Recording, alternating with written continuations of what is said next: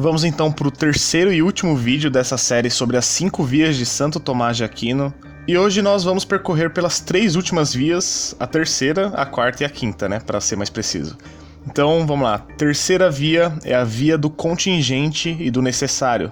E por aqui Santo Tomás de Aquino nos mostra basicamente o seguinte: na natureza há coisas que podem existir ou não existir, coisas que podem ser ou simplesmente não ser. E os seres humanos são um bom exemplo disso. Eles podem se reproduzir ou podem destruir a si mesmo por completo. Existe essa possibilidade. Então, tendo em vista essa possibilidade de existir ou não existir dos entes da natureza, nós dizemos que aqueles entes que podem vir a existir ou deixar de existir são entes contingentes, pois eles não têm na sua essência a necessidade de existência. Então, é bem simples, ó.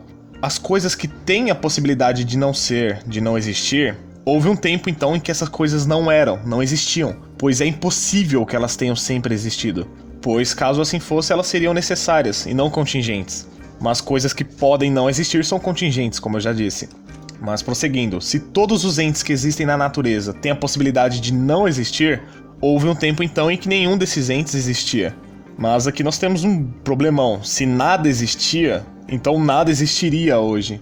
Porque assim não poderia haver uma sucessão de eventos e movimentos surgindo do nada, uma vez que tudo que vem a existir só passa a existir em virtude de um outro ente já existente. Então, se houve um tempo em que nada houve, nada existiria hoje. Mas evidentemente isso é falso, pois existem coisas contingentes hoje. Logo, necessariamente devia existir alguma coisa antes de tudo para dar existência aos entes contingentes que passaram a existir depois. Então, este ser necessário, o qual nós estamos perseguindo aqui, ou ele tem em si próprio a razão de sua existência, ou ele deve isso a um outro ser. Mas se sua necessidade dependesse de um outro ser, então nós íamos entrar naquela confusão lá, naquela questão da regressão ao infinito novamente. Mas nós sabemos que uma regressão ao infinito é impossível. Logo, esse ser necessário, ele tem a razão de sua necessidade em si mesmo. Ademais, ele é o causador de todos os entes contingentes. Ele tem que ter existido desde sempre. Deve ser o único ser absolutamente necessário. Nele, a sua existência está atrelada à sua essência. Então vamos parar de ladainha por aqui. Aqui claramente nós estamos falando de Deus. Quarta via, a via das gradações do ser. E essa via aqui talvez seja a mais fácil de ser visualizada através da observação do mundo, pois nós vemos que existem atributos, tais como beleza, verdade, bondade, nobreza, sabedoria.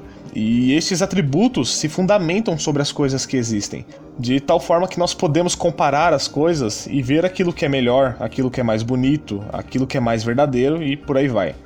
Logo, nós constatamos que existem qualidades em graus diversos. Assim como o Santo Tomás de Aquino está certamente num grau muitíssimo maior de sabedoria acima de mim, assim como nós podemos dizer que o Rio de Janeiro, em sua área nobre, é muito mais belo que a periferia de São Paulo. Então, se algo é belo, ele é belo em certo grau. Se alguém é sábio, ele também possui essa sabedoria num determinado grau. Então, se você diz que A é mais sábio do que B, quer dizer então que numa escala de graus de sabedoria, A se aproxima mais da escala máxima do que B, e vice-versa. B se aproxima mais da escala mínima do que A. Então você entendeu. Portanto, uma coisa é mais do que outra em relação a uma qualidade, contanto que ela se aproxime ou se assemelhe mais com o máximo dessa qualidade. Logo, há a verdade absoluta, no sentido de ser maximamente verdadeiro, o bem absoluto, a nobreza absoluta e etc.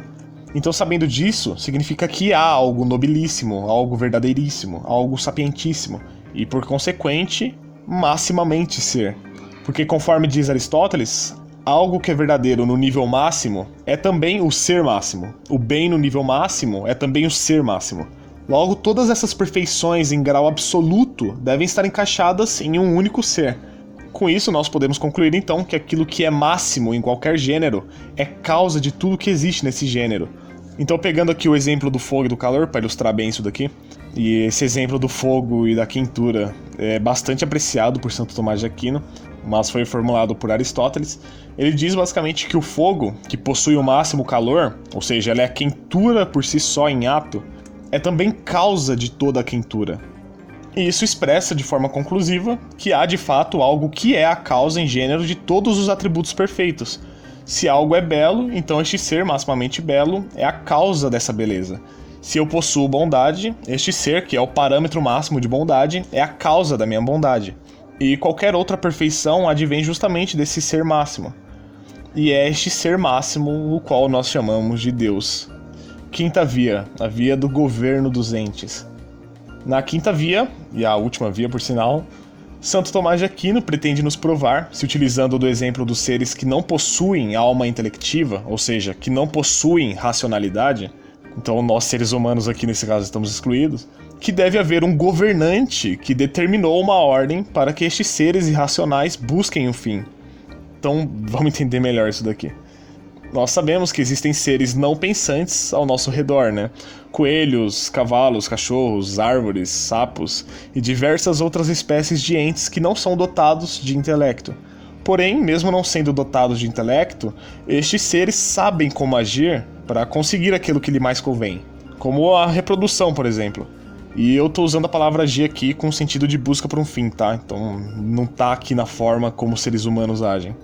Ok, daí a gente pode entender que estes seres buscam o seu fim não agindo por acaso, mas eles agem dessa forma com a intenção de agir assim, mesmo que não sejam racionais. Só que uma coisa interessante é que para que seja possível essa tomada de decisão, essa busca por um fim, é preciso que se faça necessariamente uma medição sobre os meios que serão utilizados e qual a finalidade para tal. E para se fazer isso, além do arbítrio, é necessário também que o ser a realizar uma busca por um fim tenha que ser dotado de um intelecto independente para fazer essa medição, né? Mas nós sabemos que, diferentemente dos seres humanos, os animais ou qualquer ser irracional são desprovidos de intelecto. Assim sendo, Santo Tomás de Aquino nos diz que isso supõe, então, que há uma inteligência que os dirige, ou seja, que dirige os seres desprovidos de intelecto para o seu fim, conforme as suas necessidades. Há então uma inteligência que governa o mundo e este ser sapientíssimo é Deus. Mas, pera lá, vamos pensar aqui. Não seria um tanto exagerado a gente acreditar que em tudo o que os entes não pensantes fazem, Deus está lá mexendo os pauzinhos a todo instante para tal? Porque aí nós teremos que assumir que até para uma folha de uma árvore que cai, Deus está lá, né, arbitrando sobre tudo que acontece com a árvore. Então não seria algo um pouco ingênuo acreditar nisso? Como é que seria isso? Na verdade, na visão de Santo Tomás de Aquino, o governo das coisas não se daria somente pela pura vontade divina, mas também pelo intelecto divino. E aí sim, agora as coisas começam a fazer um maior sentido. Então, nesse caso, Deus teria conferido forma às coisas, e os seres, desse modo, se adequariam a estas formas, às outras coisas existentes, sendo governados de acordo com as suas próprias essências, agindo pelo seu próprio instinto, mas sempre de acordo com o ordenamento pré-estabelecido por Deus. Nós chegamos ao fim das 5 vias produzidas pelo grande doutor da igreja Santo Tomás de Aquino. Então, pela complexidade dos argumentos, pela tecnicidade dos termos, que eu tive até que amenizar aqui, porque, nossa, é uma verdadeira loucura, cara, você compreender de primeira o que Santo Tomás de Aquino quer nos dizer. Então, só por estas coisas já dá pra gente concluir que Santo Tomás de Aquino claramente foi um homem inteligentíssimo mesmo, né? Ele foi um gênio, isso é claro. Ele foi alguém muito à frente da sua época. E através das suas vias, que são só uma fraçãozinha, tá? Daqui não é quase nada da extensa obra dele. Nós podemos não somente vislumbrar as evidências de um criador, de um ser de máxima grandeza, como nós podemos ter certeza absoluta da sua existência. Então, aqui pra nós, tá? Eu tendo a acreditar, a pensar, que aqueles que não se convertem a crer na existência de Deus, que permanecem na negação obstinada, mesmo diante de fortes evidências, ou é porque é desonesto intelectualmente, ou é porque não quer mesmo que Deus exista, né? Da mesma forma que alguém que deve dinheiro, ele não gostaria, né, que o seu credor existisse. No mais, eu vou ficando por aqui. Um grande abraço, fica com Deus e até o próximo vídeo. Eu fui.